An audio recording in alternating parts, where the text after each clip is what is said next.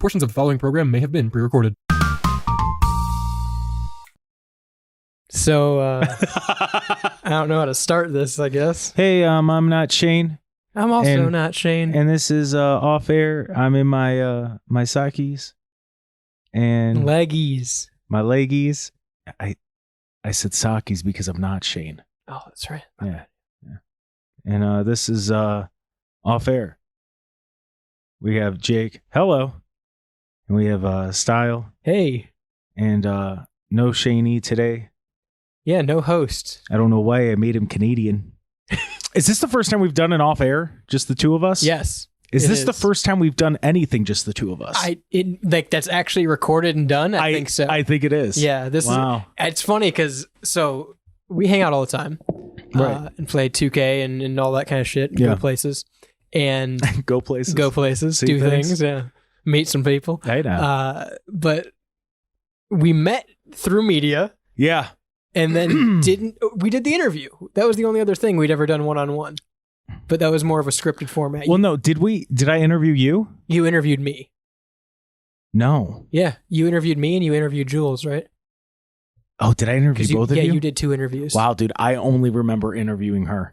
I'm not that memorable. I do not. You didn't blow me away. Yeah, well, I know someone else. I do not remember interviewing you. Yeah, you interviewed me and Jules. Because I think we were the last 2, if I'm not mistaken. Because I remember Shane interviewed me. Yeah, Shane. And all this you could see on the YouTube page. That's right, WSRR Radio on YouTube. That's right. And I remember Shane interviewing me because he asked the "Do you heart radio?" Yeah, that was good. And the only question that he said he prepared that entire time was, and it was the last question. Yeah, I do not remember interviewing you. But my point was, so like we met, 2019, right? End of 2019. Yeah. And met through media, have done like a bunch of shit on and off air in media together with other people or like commercials or voiceovers or things like that. But other than that interview, I think this is the only time that you and I have like done a show together. Yeah, I think it is. Because, I mean, we did like, you've done the Rebel Radio Show. Yeah, we've done like podcast. The College Radio Day. Yeah. Like I'm even going back to, All Sports Cleveland and Underground. You were on shooting. Yeah. Yeah. Yeah. Yeah.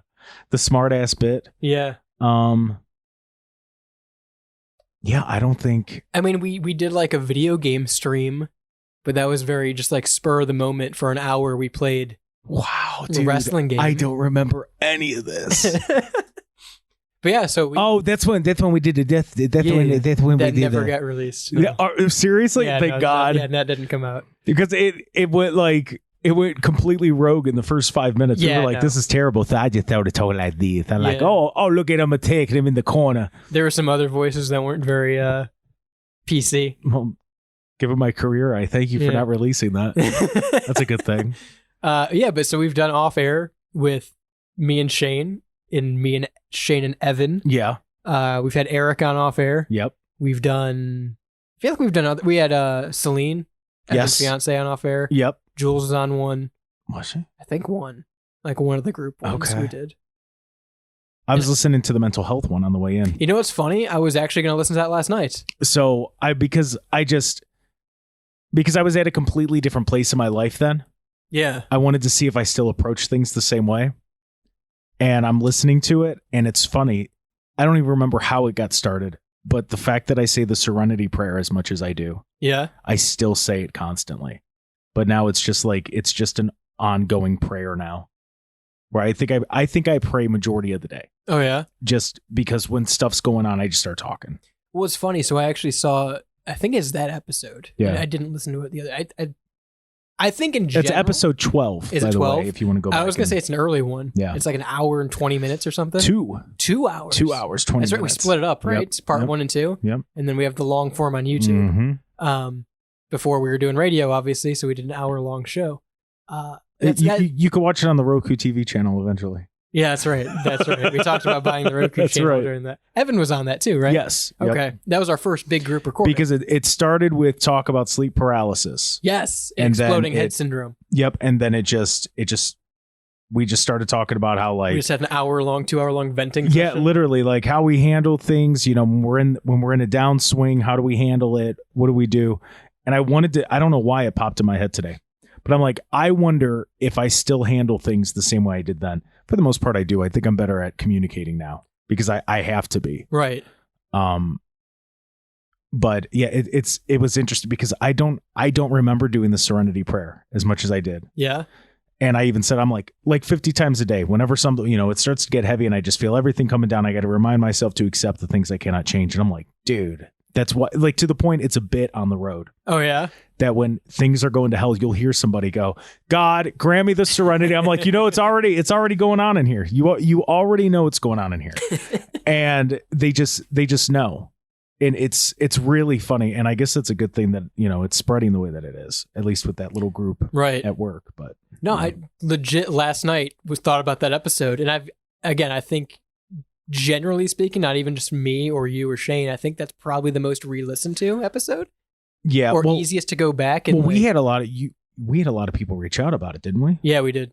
Yeah. I don't know if that's our top one. I think maybe CERN is our top episode, but that one's up there. Oh, yeah. Because I think CERN was that same batch recording. Yeah, I think it was. Because it was all that night. Yeah.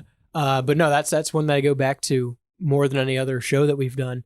And I thought about it last night, and I almost went back last night and listened to it. So it's funny that you bring that up. Wow. I listened to it on the way in. Yeah, I don't remember what I was going to talk about regarding this now. Oh, well. But I did think about that show last night.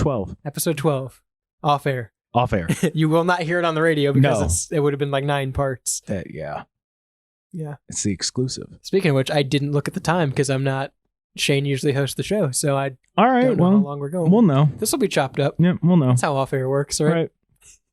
Given that we already are used to segments in our head, I wouldn't be shocked if at around, you know, like a certain time we're like, all right, that's it. That's probably it. Yeah. Is it weird? So the show started. Well, Shane started the show with just like talking off air, right? Because we all hang out off air and then shoot the shit. Right. But like while you're yourself on air, you are still presenting something. You're still playing a character, so to speak. You're like you to 11. Yeah. So like things you might not discuss on air because they're boring or because they're niche is what we talk about here. Right. So that was the concept. Is it weird to you being in that like media world of that mindset of, okay, this is how long this should be, or having that in the back of your mind of like time scale or segmenting or how things should be broken up? At first it was, but I just kind of got used to Shane's going to know when to wrap it up. Right. Because I mean, I think we'll be in the middle of a good discussion. And Shane's like, okay, that's all fair. And I'm like, all right. Yeah. And man, he nails it every time. Right. Hey man, it's your show. Let's just, I'm rolling with it, buddy. Whatever you want to do. But again, it is weird that we've never, the two of us, done a show. Yeah. Well, it was funny. So I was talking to some people from work today and they're like, what are you doing later? And I told them, yeah, I'm going to go, the show / podcast that I do. And all of them, they're like, what? And I'm like, yeah, well, what's it about? And I'm like, nothing, not a damn thing. I go, well, the first episode we ever did was we played Bop It for about 45 minutes. And they're like, no, you didn't. I'm like, yeah, no, we did. And then, you know, we had ChatGPT write us like scripts. We did like Jerry Seinfeld and Kermit the Frog got caught by like Chris Hansen and Norm Macdonald. And, you know, I just go through all the stuff and they're like, so what's the point of it? And I go, well, like when we started it, we all were on air. And this was the conversations we have off air. Hence why it's called off air. And then I said, damn, that sounds stupid. And literally, they're like, that's just weird because of how much you hate podcasts. And I'm like, I don't hate podcasts. I hate that everybody thinks they can do a podcast. Absolutely. That's my problem with it. Okay, so that's a fun topic right there. The first show you missed. Shane and I talked about that, about not everyone should do a podcast. Yeah. It's an oversaturated market. Yep. And you and I think, approach it the same way of like, it's nothing against podcasting in general. Yep. It's just, you can't just do a podcast. So what people do. Somebody that I work with, they do a show every day.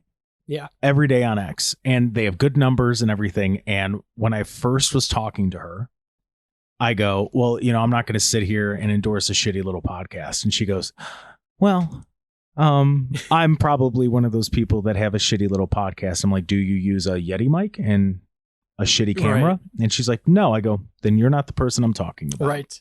Do you actually plan out your show and you have clips to play and you're not just sitting there going, the whole time? And she's like, no, like I plan it out. I go, right. So you're not one of those podcasts I'm talking about, because I heard so many bad ads working at my old employer, like that Laugh with Sebastian commercial that I would have to listen to every damn day. And he wasn't funny. Nothing about the show was funny, but we were supposed to laugh because his agent paid the company, $5 million to run these shit commercials before a newscast.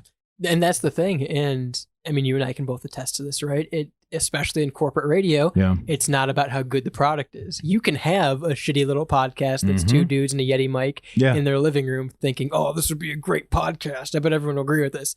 And as long as they have the money to give it to a station, it'll get promoted. Like, I want to know. I want to see a statistical breakdown of how many podcasts make it past 5 episodes.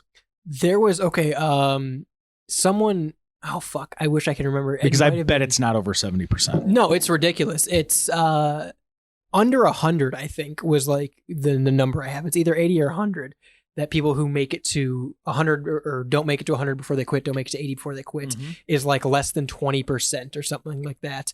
And if I'm not mistaken, I think it was Kevin from Salty Gnome Friday Morning Drive we used to air, would talk to me about that, of like his whole mindset was, if we can get to 20 or if we can get to 100 episodes and keep rolling, if we can get to 100 episodes, at least that shows that we're dedicated to this. Right. And like, that's something I never really thought about doing shows, but like obviously you want longevity to be a factor. Yeah, I just think people don't make it past 5. Oh, I don't doubt it. Because I mean, we know from the school, Christ, how many people, we're going to start a podcast, we're going to do this, and then, for a month, it's everything they want to do, and then, they get 50 listens in the first month, and they're like, I don't want to do this anymore, it's not even worth it. It's like, well, did you put any money behind it? No. All right, well, that's why it wasn't successful. I mean, I think that is the key, right? And that's the thing people don't want to hear is you can go back to listen to, I think it's like episode 3 or 6 or something like that, where Shay and I talk about, I think it's called Don't Start a Podcast. But we can talk about all the aspect of it of like, hey, don't just get a shitty little microphone, invest in it, have a studio, know how to market it, how to produce it. Right. Don't do it raw because it's edgy and it hasn't been done. Everyone's done it. We can talk about all that aspect of it, but I think what you brought up is the more interesting part from like our standpoint in media of you're gonna have to start out small. Yeah. Not, especially like if you're just somebody who wants to do a podcast, you're not going to have a backing. You're not going to it's great if you work at a station and you can use that in their studio and their resources. That's great. That's getting started with 2 feet in the door, right? Right. But especially if you're just like bare bones, I want to do a podcast, I don't know anything about it, you're going to have to get through the growing pains of it. And like you said, that's 5 episodes. I've only got 6 listeners. It's going to happen. Well, and the issue is, I think people don't realize how hard it is to come up with topics to talk about, and how you when you're sitting there and you're just riffing, it's easy because it's a completely different mindset than when you have a microphone in front of you, because you get into like a different, like, well, I have to pontificate. Not really. Yeah. Nobody gives a shit. Or it's the other side of that of, I'm going to stare at my phone and laugh at a meme that you can't see, and we're going to talk about our friend that nobody knows, and we're not going to specify about it. Right. And that's the other side of it, where it's too casual, and why am I listening to this? Yeah. Why am I listening to you have a conversation with your buddy about people I don't know and situations I don't know? Right. Like, it's just, if you wouldn't find it entertaining, then the people listening probably aren't going to find it entertaining. Sure. And people try too hard, so then it's really not entertaining. And going back to the whole like production side of it, that's the thing. And I think when people realize this, or they hear it from someone who does a show, because I get asked it a lot, especially for podcasting, because everyone wants to have a fucking podcast, right? And yeah. I've told the story before where I've had someone text me and say, hey, out of the blue, text me, hey, how much money do you make for your podcast? Huh. And my first response is always, you're not going to do a podcast. Right. It's like, do not get into this if you want. Right. If your end goal is I want to make money, you're not going to make a podcast. They told us that in broadcasting school. Yeah, like one of the first things, at least I was a night student, so they were more realistic with us.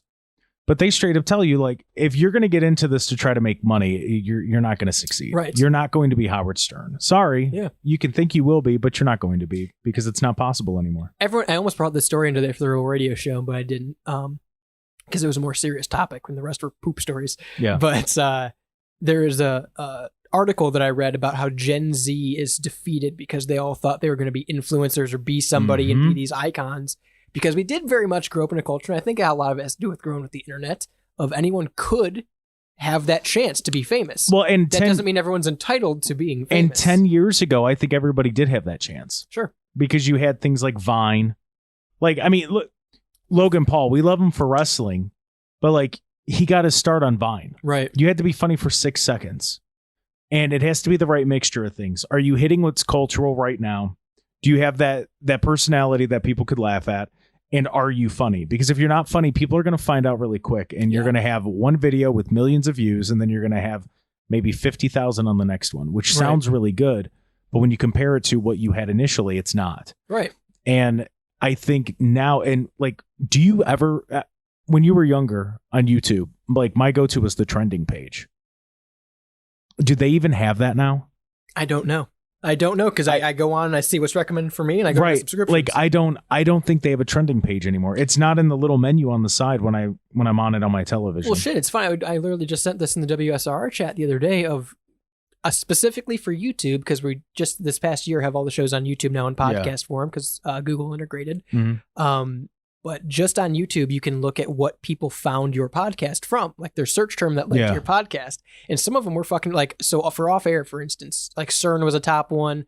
I think Mandela Effect was a top one. Okay. Like there were ones that made sense for things. Ezra Miller was a top one that people found. But like Pigeonhole, because he talks about memes that people send him and shit from the internet. Evan's results were like porn, weird stories about Tractor or something like that. So like it was things that don't connect at all that were linking you to Pigeonhole. Yeah. So like it's really a chance game if you're not putting the time to market and promote. And plus the problem is everybody's so scared to do things. Sure. So like, and for me, I think YouTube peaked at like 2016.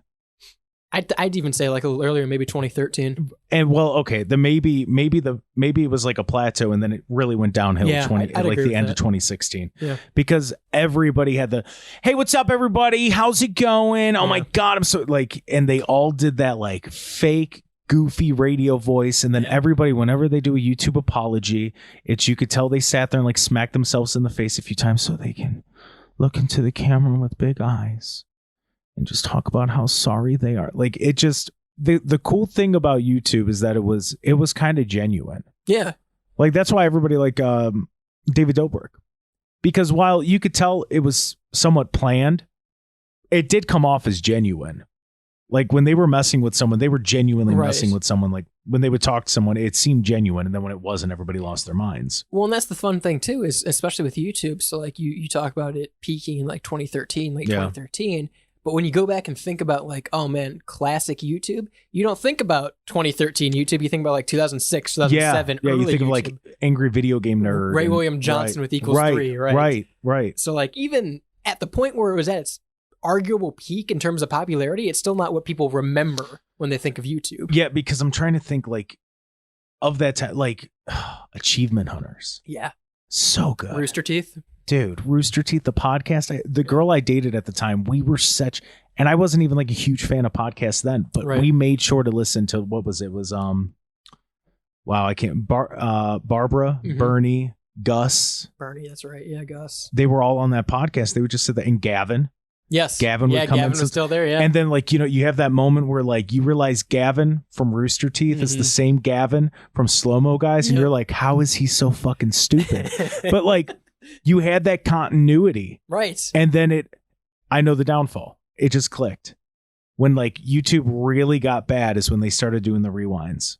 Oh yeah. And the first like 2, they focused on the actual creators, and then they just gave it to whoever paid the most money to be in the video. Oh yeah, and it's the same as any other media company, right? So it's no longer about good content or connecting with an audience. It's about how much monetization can I fit in this video and who can I target it at. It's so sad. Which again, coming back to podcasts, that's the thing that deters people, I think. And if they hear it right away, I think they're more likely, honestly, to not do one at all. But I would hope that someone who genuinely wants to do this and cares about doing something like this will see that as a silver lining of you're going to have months probably of 2 listeners, 3 listeners. If you're starting from the ground up, absolutely. Because even on the radio, you get that. Oh yeah. Like that first show I did, I looked out because Triv gave me a shout out the moment he found out I was going to host. And I hosted on a Sunday for my first show. And he brought me in on Friday, and literally on air, he's like, so what are you going to talk about? And so, I start listing things, and on air, he's going, I wouldn't talk about that if I were you. That's probably not a good topic. And then, plus he would call in. So I looked out there, but there were, this is when the Cavs were really bad, where I'd get a call and they're like, hey, the game's going to end 45 minutes early. Can you do a post-game show? Right. And I'm like, man, they're going to lose by 35. Like, what do you expect me to talk about? And then I just, I pull up Chris Farley, just freaking out clips. And I'm like, you want to know how I feel about the game tonight? And then I play that. But nobody's listening. Not one fucking person's listening. And you know it. You absolutely know it because you would normally have that one person who calls just, can you believe that game? And they're not even calling. So it's like, all right. So they passed out. They're sleeping because it's Sunday. They got to work tomorrow. And I just got to talk about this game. So hopefully I could talk about it for 25 minutes, hit that news break. And then I'm just going to talk politics for the last 20 and just throw in the Cavs score once in a while. Like, oh yeah, Cavs lost tonight by 35 to the Knicks. So-and-so had a great game, and Donald Trump today, that we'd have to do that. But like that, it's hard when nobody's listening. Sure. And that's why luckily my shows, I had good re-listens. Mm-hmm. Well, because they would take all the shows and put them in the podcast form and put them on the app. And I'd look out because I was usually second or third in views and listens, which is wild when you think about it, considering who we had. Sure. But yeah, there were some shows, dude, I'd be lucky to crack 50 on some shows. And I'm like, what? Like, this show's got almost 2,000. Why does that have 50? Oh, yeah. Like, what the hell? And you can't be fixated on it. But at the same time, you go back and you listen and you're going, all right, what was it? And you don't, there are so many outside factors. Oh, yeah. You cannot control listenership. Right. You can't. And that's what it's so funny. I was thinking about this. So when I was driving back from DC, I was thinking about this. And in my head, I'm like, I'm a dumbass because the two things I've gotten into are both determined on whether or not people like me or I can convince them to give me a shot. Sure, yeah. Which is dumb. It's so fucking dumb. The preceding program was a WSRR radio production.